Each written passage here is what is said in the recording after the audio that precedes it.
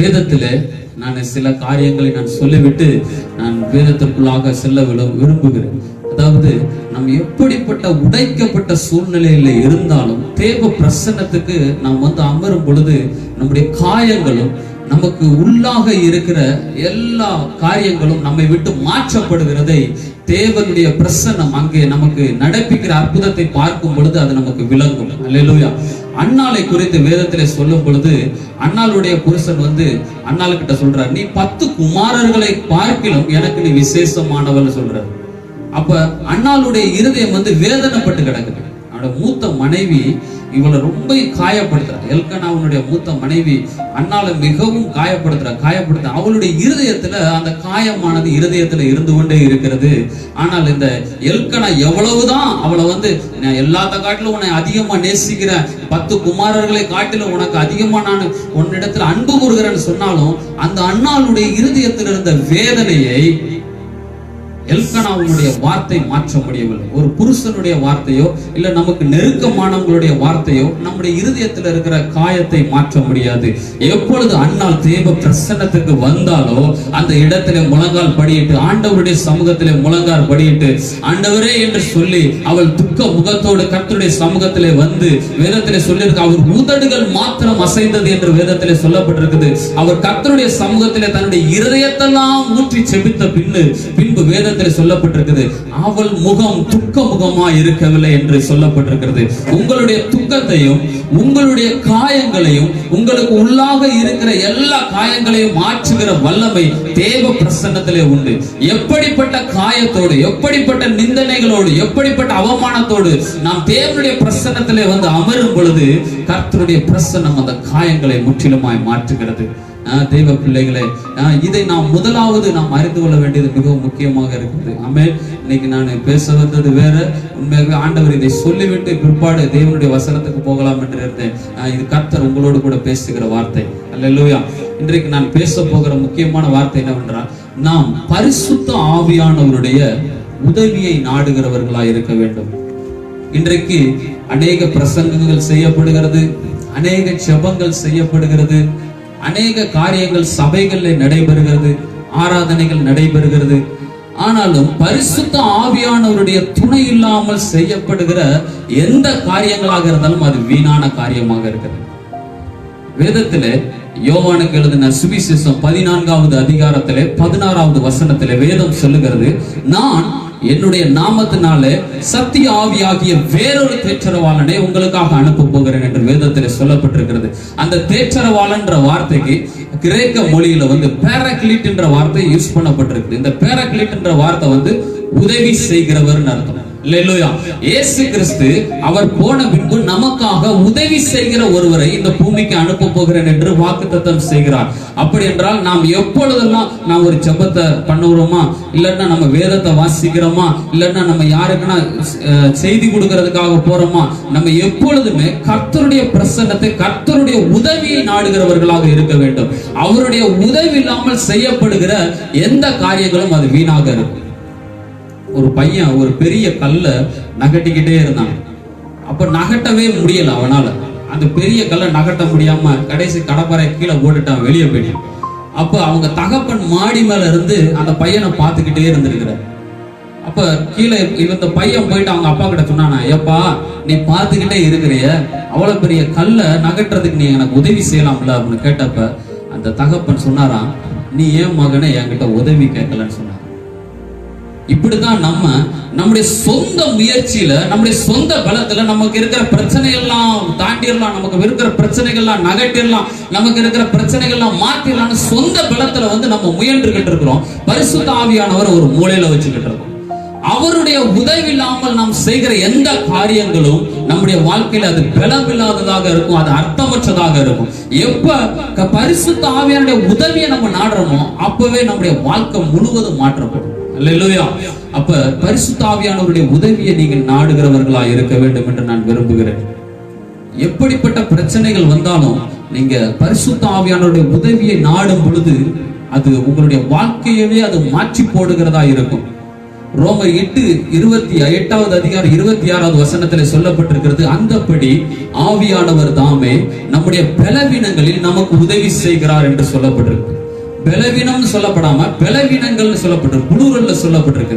அப்ப நமக்கு அநேக பலவீனங்கள் வந்தாலும், எப்படிப்பட்ட பலவீனங்கள் வந்தாலும், நமக்கு வியாதியின் மூலமா வரக்கூடிய பலவீனம், பாவத்தின் மூலமா வரக்கூடிய பலவீனம், சாத்தான் மூலமா வரக்கூடிய பலவீனம், உலகத்தால வரக்கூடிய பலவீனம், எல்லா பலவீனங்களும் நம்மளை வந்தாலும் வேதத்தில் இருக்குது, நம்முடைய பலவீனங்களில் பரிசுத்த ஆவியானவர் நமக்காக உதவி செய்கிறார் வேதத்துல சொல்லப்பட்டிருக்கு.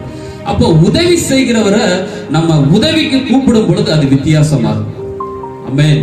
அப்போ உதவி செய்ய, அவருடைய பெயரை உதவி செய்கிறவர். சாமுவேல் தீர்க்கதரிசி பழைய ஏற்பாட்டில் சொல்லும்போது இம்மட்டும் நமக்கு உதவி செய்த எபினேசர் என்று அவருக்கு பெயரை வைக்கிறார். புதிய ஏற்பாட்டில் எபினேசர் யாருன்னா அந்த பரிசுத்த ஆவியானவர். இயேசு கிறிஸ்து சொன்னதை போல, நான் உங்களுக்காக வேறொரு தேற்றரவாளனை, வேறொரு உதவியாளரை நான் உங்களுக்காக அனுப்ப போகிறேன் என்று வேதத்தில் சொல்லப்பட்டிருக்கிறது. அவருடைய உதவி இல்லாமல் செய்கிற எந்த பிரசங்கங்களாக இருந்தாலும், எந்த காரியங்களாக இருந்தாலும், அவருடைய உதவி இல்லாமல் செய்யப்படுகிற எந்த காரியங்களாக இருந்தாலும் அது வீணாவாயிருக்கும். சங்கீதம் 60:11 வேதம் சொல்லுகிறது, இக்கட்டிலே மனுஷனுடைய உதவியை நம்புகிறது விருதா, கர்த்தாவே நீர் எங்களுக்கு உதவி செய்யும் என்று சொல்லப்பட்டிருக்கிறது. தாவீது ஒரு அருமையான ஜெபத்தை பண்றாரு, கர்த்தாவே நீர் எங்களுக்கு உதவி செய்யும். இந்த ஜெபத்தை நம்ம பண்றோமா? உண்மையாகவே ஆவியானவரை ஒரு மூலையில வச்சிருக்கோம். நம்ம பிரசங்கம் பண்றோம், நம்ம வேத வாசிக்கிறோம், நம்ம ஜெபம் பண்றோம், எல்லாம் நல்லது. ஆனா பரிசுத்த ஆவியானுடைய உதவியை நாடுறதுக்காக ஒரு நாள் நம்ம ஜெபம் பண்றது. நீங்க ஜெபிக்கிறதுக்கு போறதுக்கு முன்னாடி, ஆண்டவரே உங்களுக்காக நான் ஜெபிக்க விரும்புறேன், எனக்கு உதவி செய்யும். ஆண்டவரே நான் வேதத்தை வாசிக்க விரும்புறேன், அந்த வேதத்தை அர்த்தங்களை புரிந்து கொள்ளும்படிக்காக எனக்கு உதவி செய்யும். ஆண்டவரே நான் இந்த இடத்துக்கு போறேன், இவர்களுக்காக ஜெபிக்கும்படிக்கு எனக்கு உதவி செய்யும். பரிசுத்த ஆவியானவருடைய உதவியை நாடும் பொழுது உங்களுடைய ஜெப வாழ்க்கை வேற விதமா இருக்கும், உங்களுடைய பிரசங்க வாழ்க்கை வேற விதமா இருக்கும், கர்த்தர் உங்களை உருவாக்குகிற விதமே வேற விதமா இருக்கும். அப்ப வேதத்துல சொல்லப்படி இக்கட்டில் மனுஷனுடைய உதவியை நம்புகிறது விருதா, கர்த்தாவே நீர் எங்களுக்கு உதவி செய்யும். சங்கீதக்காரன் தாவீது அவ்வளவு அருமையாக ஜெபிக்கிறார். ஏனென்றால் அவருக்கு வந்த இக்கட்டுகளை பார்க்கும் பொழுது எல்லாவற்றிலையும் ஆண்டவரையே தேடுறாரு. அப்சலோம் கொலை பண்ண தேடுறாரு, உடனே ஆண்டவர்கிட்ட ஜெபம் பண்றாரு. அவர் தப்பிக்க போறாரு. சவுல் கொலை பண்ண தேடுறாரு, ஆண்டவர்கிட்ட ஜெபம் பண்றாரு. பெலிஸ்தியருங்க, இந்த மாதிரி சீரியருங்க, சுற்றில இருந்த சகல தேசத்தார் மத்தியிலையும் அவர் தாவீது அவன் வெற்றி சிறக்கிறதுக்கு ஒரே ஒரு காரணம், அவன் இக்கட்டு நேரத்துல கர்த்தரை நோக்கி கூப்பிட்டான். எப்ப எல்லாம் அவன் இக்கட்டுல கர்த்தருடைய உதவியை நானோ அப்பவே அவனுக்கு வெற்றிகள் திறக்கப்பட்டது, அவனுக்காக வாசல்கள் திறக்கப்பட்டது. இதை கேட்டுக்கொண்டு இருக்கிற அன்பு சகோதரனே, சகோதரியே, ஆண்டவர் ஒரு காரியத்தை எதிர்பார்க்கிறார். நீ அவருடைய உதவியை கேட்க வேண்டும். ஆண்டவர் எங்களுக்கு உதவி செய்யும். தாவீது ஜெபித்ததை போல, எங்களுக்காக அனுப்பப்பட்ட உதவியாளர், எங்களுக்காக அனுப்பப்பட்ட தேற்றரவாளன் இந்த பூமியில இருக்கிறார். நாங்கள் அவரிடத்திலே உதவி கேட்க போகிறோம். இத்தனை நாள் நாங்க ஜெபத்துல அவரிடத்துல உதவி கேட்காம இருந்திருக்கிறோம். அதே போல நாங்க ஊழியம் செய்கிற இடத்துல அவரிடத்துல உதவி கேட்காம இருந்திருக்கிறோம். அதே போல நாங்க போகும் பொழுது நாங்கள் உதவி கேட்காம இருந்திருக்கோம். அநேக காரியங்களை பரிசுத்த ஆவியானவருடைய உதவி இல்லாமல் அநேக காரியங்களை செஞ்சு நாங்க தோத்து போயிருக்கிறோம். ஆண்டவரே நீர் எங்களுக்கு உதவி செய்யும். இந்த ஜெபத்தை நீங்க பண்ண வேண்டும். இந்த ஜெபத்தை பண்ணும் பொழுது உங்களுடைய வாழ்க்கையே தலைகீழாக மாறும். ஆசா ஜெபித்தான், பலமுள்ளவனுக்காகிலும் பலவீனனுக்காகிலும் உதவி செய்கிறது லேசான காரியம் என்று வேதத்தில் சொல்லப்பட்டிருக்கு. எந்த மனுஷனாக இருந்தாலும் கர்த்தர் அவனுக்கு உதவி செய்கிறது அவருக்கு லேசான காரியம். அவருடைய உதவியை நாம் நாடும் பொழுது உண்மையாகவே நம்முடைய வாழ்க்கையே ஒரு மிகப்பெரிய திருப்பத்தை உண்டாக்கும். இயேசு கிறிஸ்துவுக்கே பரிசுத்த ஆவியானவருடைய உதவி தேவைப்பட்டது என்றால் நமக்கு அதை காட்டிலும் 1000 மடங்கு அதிகமாய் தேவைப்படுகிறது. மத்தேயு 12வது அதிகாரத்திலே 38வது வசனத்திலே வேதம் சொல்கிறது, நான் தேவனுடைய ஆவியினாலே பிசாசுகளை துரத்துகிறபடியினால் தேவனுடைய ராஜ்யம் உங்களிடத்தில் வந்திருக்கிறது என்று வேதத்திலே சொல்லப்பட்டிருக்கிறது. இயேசு கிறிஸ்து இந்த பூமியில இருந்த பொழுது அவர் என்ன பண்ணாரு? அவர் பிசாசுகளை துரத்தும் போது கர்த்தருடைய ஆவியானவரை வச்சு தான் துரத்தினார்னு வேதத்துல சொல்லப்பட்டிருக்கு. இயேசு கிறிஸ்துவுக்கு அவருடைய உதவி தேவைப்பட்டுச்சு. மத்தேயு 12:28 நம்ம அதை எப்பொழுதுமே ஞாபகம் வைத்துக் கொள்ள வேண்டும். அதை நம் வேதத்தை வாசிக்கும் பொழுது அந்த மத்தேயு 12:28 சொல்லும், நான் தேவனுடைய ஆவியினாலே பிசாசுகளை துரத்துகிறபடினாலே தேவனுடைய ராஜ்யம் உங்களிடத்தில் வந்திருக்கிறது. அப்ப இயேசு கிறிஸ்து இந்த பூமியில இருந்த பொழுது அவருக்கு பரிசுத்த ஆவியானவருடைய உதவி தேவைப்பட்டுச்சு. அவருடைய பிறப்புல அவருடைய உதவி தேவைப்பட்டுச்சு. அதுபோல அவர் சோதிக்கப்படும் பொழுது அவருடைய உதவி தேவைப்பட்டுச்சு. அவர் சோதிக்கப்பட்ட பின்பு கலிலேயாவுக்கு திரும்பும் பொழுது பரிசுத்த ஆவியானுடைய உதவி தேவைப்பட்டுச்சு. அவருடைய உதவி இல்லாமல் இயேசு கிறிஸ்து எதையுமே செய்யறதே கிடையாது. அதுக்கு தான் சொல்றாரு, நான் போறேன், நான் போன பின்பு நான் வச்சிருந்தோம்ல அதே உதவியாளரை நான் உங்களுக்காக அனுப்ப போகிறேன். அந்த உதவியாளர் வரும் பொழுது உங்களுக்கு ஜெபத்துல உதவி செய்வார். அவர் உங்களை பலப்படுத்துவார். அவர் உங்களுடைய காயங்களை கட்டுவார். அவர் உங்களை தேற்றுவார். ஏனென்றால் கர்த்தருடைய ஆவியானவர் எங்கே உண்டு அங்கு விடுதலை உண்டு. எஸ்ஐயா 59:19 சொல்லப்பட்டிருக்கிறது, வெள்ளம் போல சத்துரு வரும் பொழுது கர்த்தருடைய ஆவியானவர் கொடி பிடிப்பார் என்று வேதத்திலே சொல்லப்பட்டிருக்கிறது. நாம் அவருடைய உதவியை நாட வேண்டும். உண்மையாகவே வெள்ளம் போல அநேக காட்சிகள், அநேக கஷ்டங்கள், அநேக பிரச்சனைகள் நம்ம சூழ்ந்து கொள்ளும் பொழுது நம் ஆசாவை போல ஜெபிக்க வேண்டும். ஆண்டவரே எனக்கு உதவி செய், எனக்கு உதவி செய். வேதத்தில் சொல்லப்பட்டிருக்கு, யுத்தம் தேவனாலே நடந்தபடினாலே அநேகர் விழுந்தார்கள் என்று வேதத்திலே சொல்லப்பட்டிருக்கிறது. அல்லேலூயா. நம் வேதத்தை வாசிக்கும் பொழுது கர்த்தருடைய உதவியை நாடினவர்கள் வெற்றி கண்டார்கள். கர்த்தருடைய உதவியை நாடினவர்கள் செபித்தார்கள். கர்த்தருடைய உதவியை நாடினவர்கள் அவர்கள் சிங்கங்களின் வாய்களை கட்டினார்கள், அக்கினியின் உத்திரத்தை அவிழ்த்தார்கள் என்று வேதத்திலே சொல்லப்பட்டிருக்கிறது. ஆம், கர்த்தருடைய உதவியை நாடினவர்கள் ஒரு நாளும் அவர்கள் வீணாய் போனது கிடையாது. நாம் ஒவ்வொரு நாளும் தேவனுடைய உதவியை நாடுகிறவர்களாய் இருக்க வேண்டும். இயேசு கிறிஸ்துவுக்கே பரிசுத்த ஆவியானவருடைய உதவி அதிகமாய் தேவைப்பட்டது என்றால் உங்களுக்கும் எனக்கும் அதிகமாய் பரிசுத்த ஆவியானவருடைய உதவி தேவைப்படுகிறது.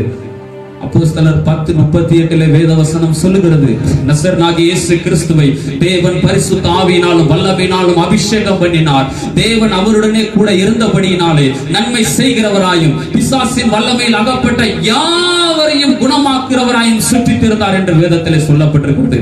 ஆம், பரிசுத்த ஆவியானவர் அவர் கூடவே இருந்ததுனால இவர் எங்க போனாலும் விடுவிக்கிறவரா சுற்றித் இருந்தார். பரிசுத்த ஆவியானவருடைய உதவியை இவர் எப்பொழுது நம்பினபடியினால இவர் எங்க போனாலும் விடுவிக்கிறவரா சுற்றித் இருந்தார். பிசாசுகள் ஓடுகிறது, வியாதிகள் மறைகிறது, கட்டுகள் மறைகிறது, காயங்கள் மாறுகிறது, எல்லாவற்றையும் கர்த்தர் தலைகீழாக மாற்றி போடுகிறார். ஏனென்றால் இயேசு கிறிஸ்து இந்த பூமியில இருந்த பொழுது பரிசுத்த ஆவியானுடைய உதவியை நாடுகிறவராக இருந்தபடியினாலே எல்லாவற்றிலும் அவர் வெற்றி சிறந்தார். அதுக்குதான் இயேசு கிறிஸ்து சொல்றாரு, ஊழியம் செய்யறதுக்கு போறீங்களே, நீங்க எல்லாம் எருசலேமில போய் காத்திருங்கள், நான் உங்களுக்காக ஒரு தேற்றரவாளனை அனுப்ப போகிறேன். பிதா வாக்குத்தத்தம் பண்ணின பரிசுத்த ஆவியானவரை நான் உங்களுக்காக பிதாவின் இடத்துல பேசி அனுப்ப போகிறேன். அவர் வரும் பொழுது, பரிசுத்த ஆவி உங்களிடத்தில் வரும் பொழுது நீங்கள் புது பலனடைந்து எருசலேமிலும் யூதேயாவிலும் சமாரியாவிலும் பூமியின் கடைசி பரியந்தம் நீங்கள் எனக்கு சாட்சிகளாயிருப்பீர்கள் என்று சொன்னார். அதே போல இவங்க எல்லாம் எருசலேமில காத்திருந்தாங்க. ஏன்னா பரிசுத்த ஆவியானவருடைய உதவி இல்லாமல் ஒன்றையும் செய்யவே முடியாது. இன்றைக்கு அருமையான விசுவாச பிள்ளைகளே, தேவனுடைய பிள்ளைகளே, அருமையான ஊழியக்காரர்களே, கர்த்தர் உங்களோடு கூட பேசிக் கொண்டிருக்கிறார். ஆம், பரிசுத்த ஆவியானுடைய உதவியை நாடுங்கள். ஒரு சின்ன ஜெபம், செபிக்கிறதுக்கு போறதுக்கு முன்னாடி பரிசுத்த ஆவியான இவங்களுக்காக செபிக்க விரும்புறேன், எனக்கு உதவி செய்யும். நான் பிரசங்க போக விரும்புறேன், பிரசங்கம் பண்ண விரும்புறேன், நீர் எனக்காக உதவி செய்யும். ஆண்டவரே, நீர் இந்த அம்மாவுக்காக செபிக்க விரும்புறேன், எனக்காக உதவி செய்யும். நீங்க இந்த ஒரு சின்ன ஜெபத்தை பண்ணிட்டு நீங்க போகும் பொழுது கர்த்தர் உங்களுக்கு உதவி செய்யும் பொழுது அநேக அற்புதங்கள் அது பெரிதாய் நடக்கிறதை பார்க்க முடியும். அல்லேலூயா. தேவன் உங்களை பயன்படுத்த விரும்புகிறார். இந்த எழுப்புதல் நாட்களிலே நான் கேரண்டி கொடுக்கிறேன், யாரெல்லாம் கர்த்தருடைய உதவியை நாடுகிறீர்களோ அவர்களுக்கு எல்லாம் பரலோகம் திறக்கப்படுகிறது. யாரெல்லாம் கர்த்தருடைய உதவியை நாடுகிறீர்களோ அவர்களுக்காக தேசங்கள் காத்திருக்கிறது. யாரெல்லாம் கர்த்தருடைய உதவியை நாடுகிறீர்களோ அவர்களுக்கெல்லாம் வாசல்கள் திறக்கப்படுகிறது. எசேக்கியா ராஜாவை குறித்து வேதத்திலே எனக்கு அருமையான ஒரு ராஜா, எனக்கு பிடித்த ஒரு ராஜா எசேக்கியா ராஜா. அந்த ராஜாவை குறித்து வேதம் சொல்லுகிறது, எசேக்கியா ராஜாவை சுற்றிலும் பிரச்சனைகள் சூழ்ந்து கொண்டது. சீரியர்கள் எல்லாம் சூழ்ந்து கொள்றாங்க. அப்ப ரப்சாக் என்ற அந்த படை தலைவன் வந்து சொல்றான், ஏய், ஜாதிகளிலே எந்த ஜாதி அசிரியர்களுடைய தேவர்களுக்கு தப்பு வைக்க முடியும்? நாங்கெல்லாம் வந்தோம்னா எருசலேமை ஒரு கைப்பிடி மணலை போல நாங்க அள்ளிட்டு போயிருவோம். எந்த தெய்வங்களுமே எந்த தேசத்தையும் இந்த அசிரியர்களுக்கு தப்பு வச்சது கிடையாது. உங்களுடைய தேவன் என்ன பெரியாளா அப்படின்னு கேட்கிறப்ப அவன் தொடர்ந்து வந்து மிரட்டி கொண்டே இருந்தான். ஆனால் எசேக்கியாவுடைய இருதயம் உடைந்தது. போய் கர்த்தருடைய பிரசன்னத்திலே போய் விழுந்தான். அவன் ரெட்டுடித்துக் கொண்டிருந்தபடினாலே அவன் ரெட்டை கிழித்து போட்டு, அவனுடைய சால்வையை கிழித்து போட்டு, தேவனுடைய ஆலயத்திலே, ஆண்டவரே நாங்கள் உம்மை நம்பி இருக்கிறோம், உண்மை நம்பி இருக்கிறோம். வேதத்தில் சொல்லப்பட்டிருக்கிறது, இஸ்ரவேலுக்கு முன்பாக இருந்த ராஜாக்கள், இஸ்ரவேலுக்கு பின்னாக இருந்த ராஜாக்களிலும் எசேக்கியாவை போல நம்பிக்கையுள்ளவன் ஒருவனும் இருந்ததில்லை என்று வேதத்தில் சொல்லி இருக்கிறது. காரணம் என்ன? பயங்கரமான நெருக்கத்தின் மத்தியிலே, பயங்கரமான சத்துருக்களின் மத்தியிலே அவன் கர்த்தருடைய உதவியை நாடினான் என்று வேதத்தில் சொல்லப்பட்டிருக்கிறது. அவன் கர்த்தருடைய உதவிக்காக செபித்த பின்பு அன்று ராத்திரியிலே ஒரு தேவதூதன் இறங்கி 1,80,000 பேரை அடித்தான் என்று வேதத்தில் சொல்லப்பட்டிருக்கிறது. காரணம், எசேக்கியா ராஜா கர்த்தருடைய உதவியை நாடுகிறவனாக இருந்தான். அருமையான தேவ பிள்ளைகளே, உங்களை சுற்றிலும் கடன் பிரச்சனைகள் நெருக்குகிறதா? உங்களை குறித்து கடன் பாரங்கள் நெருக்குகிறதா? நீங்க கேளுங்க, ஆண்டவர் இந்த கடனை உடைக்கிறதுக்கு, இந்த கடனை தீர்க்கிறதுக்கு எனக்கு உதவி செய்யும். நான் என்ன செய்யணும்? உதவி செய்யுங்கம்மா, எனக்கு உதவி செய்யுங்க. ரொம்ப நெருக்கப்படுறீங்களா? எசேக்கியாவை குறித்து வேதத்தில் அவன் கர்த்தருடைய ஆலயத்திலே போய் கதறி அழுது அந்த பிரச்சனைகள் மத்தியிலே கர்த்தருடைய உதவியை கேட்டு பெற்றுக்கொண்டான். அவர்களுக்கு நம்முடைய ஆண்டவராகிய இயேசு கிறிஸ்து அற்புதம் செய்வார் என்றால் உனக்கும் எனக்கும் அதிகமாய் செய்வார். இதை கேட்டுக்கொண்டே இருக்கிற அன்பு பிள்ளைகளே, ஆண்டவர் உங்களோடு கூட பேசுகிறார். அவர் உதவி செய்கிறதற்கு வல்லவராய் இருக்கிறார். அவர் உதவி செய்கிறதற்கு வல்லவராய் இருக்கிறார். அவருடைய உதவியை நாடுவீர்களானால் இன்றைக்கே உங்களுடைய வாழ்க்கையிலே அற்புதம். அவருடைய உதவியை நாடுவீர்களானால் இன்றைக்கே உங்களுடைய வாழ்க்கையிலே பெரிய காரியங்களை ஆண்டவர் செய்வார். அவர் எல்லாருக்கும் உதவி செய்கிறதற்கு அவர் வல்லவராய் இருக்கிறார். பலம் உள்ளவனுக்காகிலும் பலவீனனுக்காகிலும் உதவி செய்கிறது அவருக்கு லேசான காரியம். ஆமென். எல்லாரும் கண்களை மூடி நாம் செபிக்கலாம். தேவ பிரசன்னத்திலே நாம் செபிக்கலாம். இயேசுவே ஸ்தோத்திரம். எல்லாரும் கர்த்தருடைய உதவியை நாடுவோம். இதுவரைக்கும் என்னுடைய சொந்த பலத்திலே நான் ஜெபத்தை செய்திருக்கிறேன். இதுவரைக்கும் என்னுடைய சொந்த பலத்திலே என்னுடைய ஊழியத்தை செய்திருக்கிறேன். சில நேரங்களில் பரிசுத்த ஆவியானவருடைய உதவி இல்லாமல் அநேக காரியங்களை செய்திருக்கிறேன். ஆம், இன்றைக்கு தேவ சத்தம் உங்களுடைய காதுகளிலே தெளிவாய் துணித்துக் கொண்டிருக்கிறது. ஆம், கர்த்தருடைய உதவியை நாடுங்கள், கர்த்தருடைய உதவியை நாடுங்கள். அப்பொழுது உங்களுடைய சித்தத்தை நிறைவேற்றுவீர்கள். கர்த்தருடைய உதவியை நாடுங்கள், அப்பொழுது கடன் பிரச்சனைகள் மறையும். கர்த்தருடைய உதவியை நாடுங்கள், அப்பொழுது உங்களுடைய காயங்கள் மறையும். கர்த்தருடைய உதவியை நாடுங்கள், அப்பொழுது வெற்றி பெறுவீர்கள். கர்த்தருடைய சத்தம் தெளிவாய் துணித்துக் கொண்டிருக்கிறது. இதுவரைக்கும் நாம் ஃபெயிலியர் ஆனதற்கு, தோல்விக்கு காரணம் கர்த்தருடைய உதவியை நாடாமல் இருந்தது. கர்த்தர் எல்லாருக்கும் உதவி செய்கிறதற்கு அவர் வல்லவராய் இருக்கிறார். எல்லா கண்களை மூடி செபிக்கலாம். Thank you Lord, thank you Jesus, hallelujah. Lashal bo pia kita pratia tele pratikele proto lashal bo ho pratia tele kete praturatia zantele pratura kete pratile antele kete prato. yes என்னோடு கூட சேர்ந்து உதவியை கேளுங்கள். பரிசுத்த ஆவியானவருடைய கடன் பிரச்சனைகளை எனக்கு உதவி செய்யும். என்னுடைய கடனை அடைக்கிறதற்கு எனக்கு உதவி செய்யும். lashal poratia kete praturia antalaba. yes, அற்புதங்கள் நடக்கிறது உங்களுடைய வாழ்க்கையிலே. கர்த்தர் கடன் பிரச்சனைகளை மாற்றுகிறார். உங்களுடைய காயங்களை மாற்றுகிறார். இதை கேட்டுக்கொண்டிருக்கிற அருமையான சகோதரனே, சகோதரியே, உன் வலிகள் மாறுகிறது, உன் வேதனைகள் மாறுகிறது, உன் கட்டுக்கள் உடைகிறது. எஸ், பரிசுத்த ஆவியானவருடைய உதவி இன்றைக்கு நீ கேட்பாயானால் உன் வாழ்க்கை தலைகளாக மாற போகிறது. நாம் அவர் எளியவனை புழுதியிலிருந்து தூக்கி எடுத்து பிரபுக்களோடும் ராஜாக்களோடும் பூமியின் அதிபதிகளோடும் அவர் உட்கார செய்கிறார் என்று வேதவசனம் கூறுகிறது. நாம் உன்னை ரட்சிப்பதற்காகவே, உன்னை காப்பதற்காகவே, உனக்கு உதவி செய்கிறதற்காக பரிசுத்த ஆவியாகிய தேற்றரவாளன் இந்த பூமிக்கு அனுப்பப்பட்டிருக்கிறார்.